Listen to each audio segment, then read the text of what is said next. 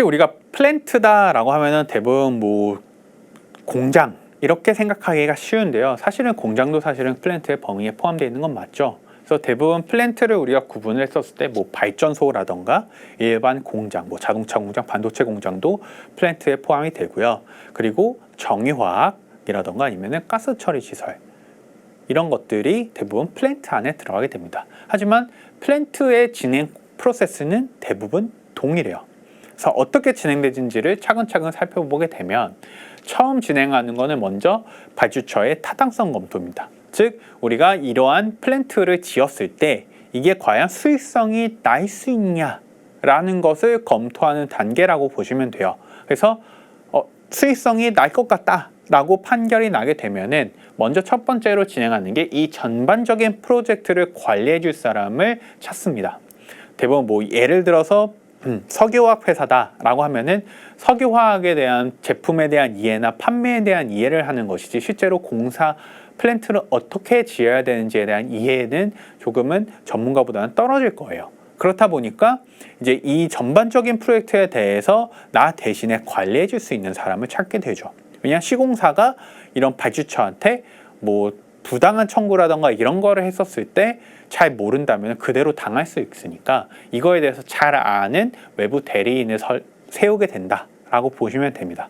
그래서 프로젝트 관리인이 PMC를 임명을 하고 나서 그 다음 진행하는 게 피드입니다. 피드가 뭐냐라고 하면은 우리가 상세 설계 전에 있는 기본 설계다라고 이해하시면 되는데요. 이거 예를 들어서 자동차로 예시를 들자면 자동차에서 클레이로 대부분 모양을 짜내는 그거라고 이해해 주시면 됩니다. 그래서 피드를 마치고 나면은 그 다음에는 상세 설계, 즉 EPC의 이 부분으로 들어오게 되는데요. 이 상세 설계가 뭐냐라고 하면은 앞에서 기본 설계에서 기본적인 스펙, 전반적인 이 플랜트에서 어떤 산출부를 만들 거고 어떤 캐파를 가지고 만들 거고 어떤 모양으로 할 거다라는 것을 정했으면 실제로 이제 이 상세 설계에서는 그 플랜트를 짓는데 필요한 파이프가 몇 개가 필요한지 혹은 그 파이프의 직경이 어떻게 되는지 등등의 스펙이라던가 수량이라던가 조립 방법에 대한 그런 것들에 대한 상세 설계를 하게 되죠. 그래서 상세 설계를 마치고 난 뒤에는 실제로 공사가 시작하게 되는데 이제 구매 조달, 즉 프로큐어먼트와 시공이 동시에 진행이 되게 됩니다. 그래서 필요한 뭐 장비라던가 아니면은 재료들을 이제 퍼체이스 오더 구매를 통해서 요청을 보내게 되면은 이제 각각의 기자재 업체들이 제조를 해서 인도를 하게 되고요. 그게 현장에 도착을 하게 되면은 그거에 맞춰서 이제 설치, 조립을 하게 되는 과정이 시공이다라고 보시면 됩니다. 그래서 사실상 전반적인 프로세스에 대해서 좀 말씀을 드렸고요. 실질적으로 우리가 EPC다라고 얘기를 하는 부분이 바로 이 상세 설계와 구매 조달, 시공 부분에 해당하는 부분이라고 보시면 되고 마찬가지로 이 EPC가 어떻게 매출액이 인식될 것인가 라고 했었을 때 동일하게 진입률에 따라서 특히나 원가 투입법에 따라서 매출액이 인식됩니다. 플랜트는 통상적으로 4년에서 5년 정도 걸리는데 초기 1년 동안이 상세 설계 부분이고 나머지 3년에서 4년 동안이 구매 조달과 시공이 이루어진다라고 보시면 돼요. 그래서 전체 뭐 4년에서 5년 중에 초기 1년 정도에 걸리는 진행률이 10%. 왜냐하면 상세 설계는 사람밖에 투입이 되지 않다 보니까 전체 원가에서 투입되는 비중이 마찬가지로 10% 정도밖에 안 됩니다. 그래서 초기 1년 동안 10%, 나머지 3년에서 4년 동안 뭐 3분의 1, 4분의 1 방식으로 매출액이 인식되는 과정이라고 보시면 되겠습니다.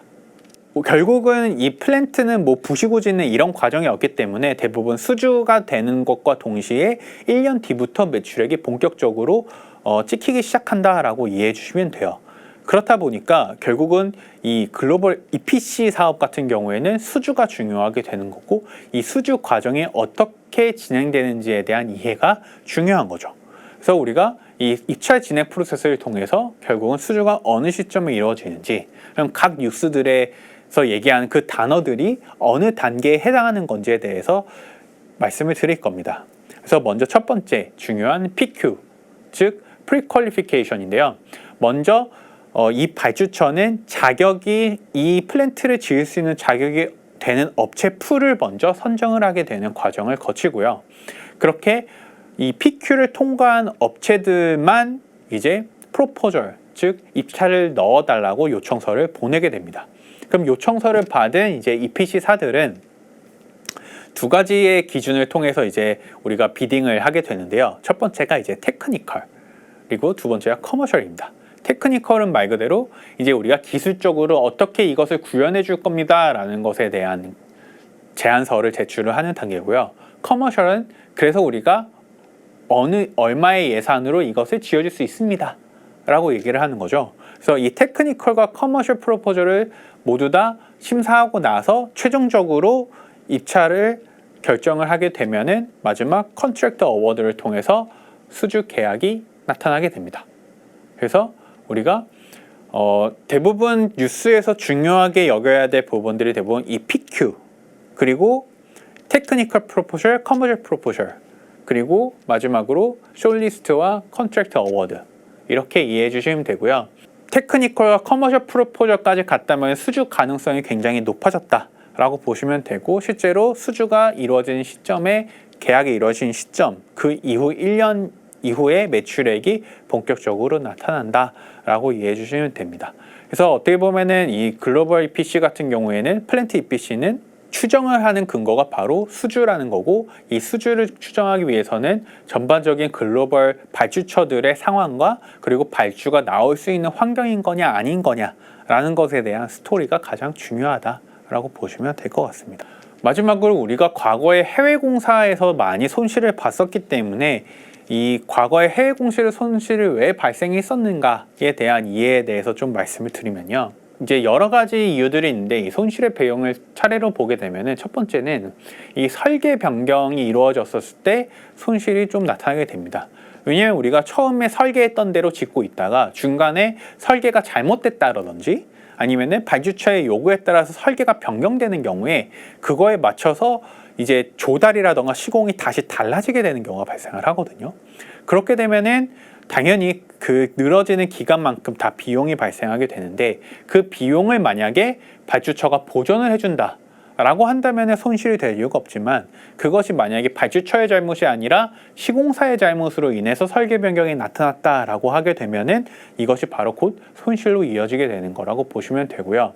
추가 공사나 공사 지연 같은 경우에도 대부분이 기간이 늘어나게 되는 경우가 발생하고, 그게 결국은 다 비용으로 이어지고 있기 때문에 이러한 추가 공사나 공사 지연 혹은 작업 조건의 변경, 이런 것들이 누구의 귀책이 있는 거냐, 즉 시공사의 귀책이 있는 거냐 아니면 발주처의 귀책이 있는 거냐에 따라서 손실의 여부가 달라지게 된다라고 보시면 되고요.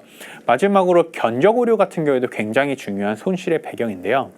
입찰서를 냈었을 때 그 가격 자체를 우리가 견적서를 애초에 잘못 냈다, 그러니까 너무 저렴하게 냈다라고 한다면 실제 들어간 투입 비용 대비 예산이 적어지는 경우가 발생을 하는 거죠. 근데 문제는 뭐냐면은 시공사가 그 돈으로 지을 수 있다라고 약속하고 계약을 한 거기 때문에, 만약에 어떤 프로젝트를 우리가 처음 해본다 라고 했었을 때 결국은 이 견적 오류에서 가장 많이 비용이 발생하는 경우라고 보시면 됩니다.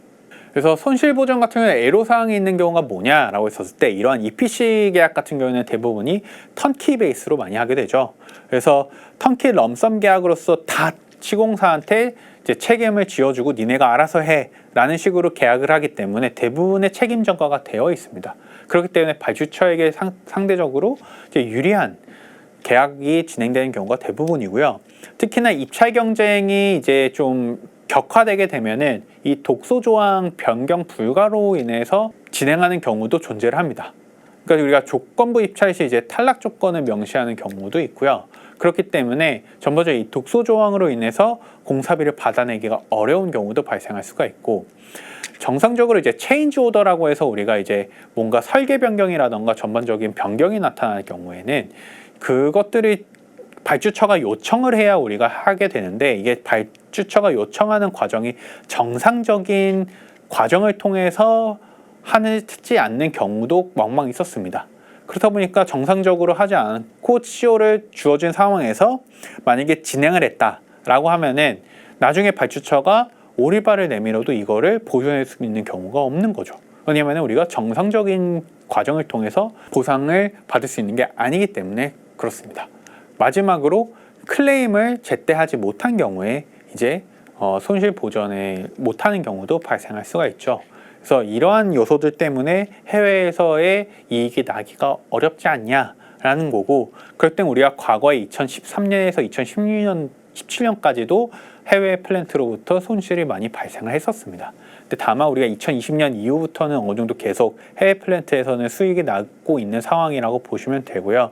이러한 이제 애로 사항들을 많이 겪어왔기 때문에 이제 어떻게 보면은 이러한 요소들을 최대한 리스크를 줄이고 피할 수 있는 방법들로 계약을 하거나 혹은 정상적인 절차를 통해서 체인지 오더를 받아서 공사를 수행하는 등 이제 과거에 비해서는 굉장히 좀 선진적으로 발전했다라고 보시면 될 것 같습니다.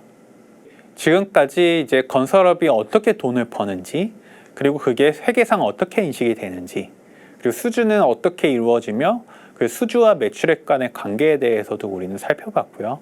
그래서 우리가 결국은 착공과 그리고 우리는 매출액에 대한 추정에 대한 관계에 대해서 설명을 해봤고, 그럼 추정을 어떤 스토리로 우리가 이해해야 되는가에 대해서도 설명을 드렸습니다.